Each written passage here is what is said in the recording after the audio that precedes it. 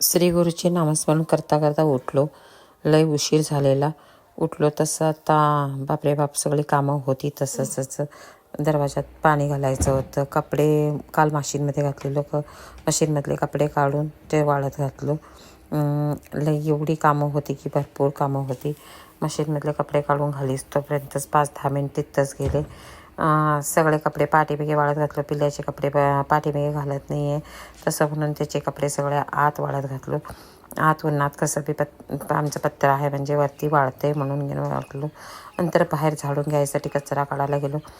कचरा काढून घेतलो. तसं सकाळी उठल्या असलेली एवढी कामं असतात की नाही. कचरा काढून घेतलो. कंटाळा आलेला, रडायला येत होतं बघू. आणि नंतर की नाही दरवाजात पाणी घालत थंडीत बाहेर जायचं नको होतं. काय करू समजत नव्हतं. खरं तर जायलाच निर्वाह नव्हता, जायलाच पाहिजे होतं. मग दरवाजात पाणी घालून घेऊन देवघर पुसून स्वच्छ करून घेतलं पूजा करायसाठी. एवढी कामं की नाही. मुलगी असली तर अर्धाच्या अर्धा तर ती करते. आता मुलगी थोडी दिवस गेली म्हणजे आता ती ओरडत होती मम्मी तब्येतीसाठी काळजी घे म्हणून. आता व्यायाम चालू केलं. मुलगा पण ओरडत होता व्यायाम कर म्हणून. आता व्यायामचं चालू केलं. तेवढा कुठं होते घरात व्यायाम. तरी पण थोडं फार केलोच व्यायाम. 1-2-3 प्रकारचे व्यायाम करून घेतलो.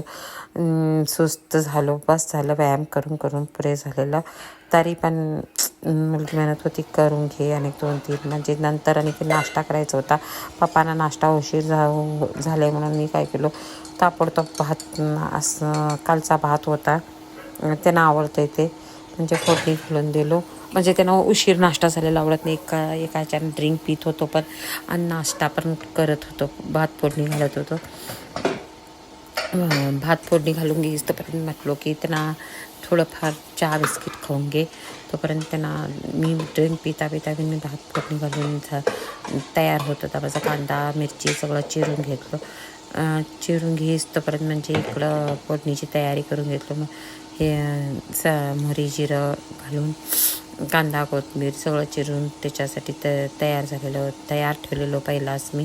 इकडं ड्रिंक पीत पण होतो तिकडं तयार पण करत होतो. एवढी गडबड होत होती की नाही काय करू काय समजत नव्हतं. तरी पण सगळं व्यवस्थित करायचंच असते. ड्रिंक पण थंड व्हायला आलेलं तरी बी एनर्जी ड्रिंक पिल्याशिवाय काय होत नाही म्हणून लिंबू मध घालून घेऊन घेणे जरासं कॉफीचं पावडर घालून ते रोजच मी डाएटसाठी पितो.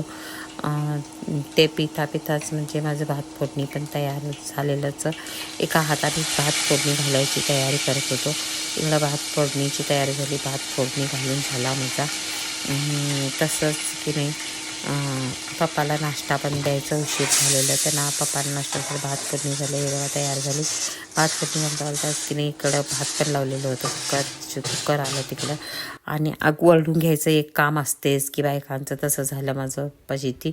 मी पण पटपट नाश्ता करून घेतलो. हे बघा जेवणासाठी मी भाजी मेथीची भाजी केलेली होती आणि पप्पांना वाढलो. तसंच मी पप्पाने वाढलो. नंतर भांडी घासून घेतलो.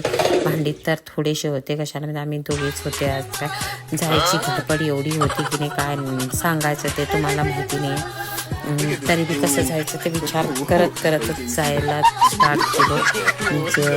जायचं लई गडबड होती. त्याच्यानंतर की नाही तुम्ही तर जायचं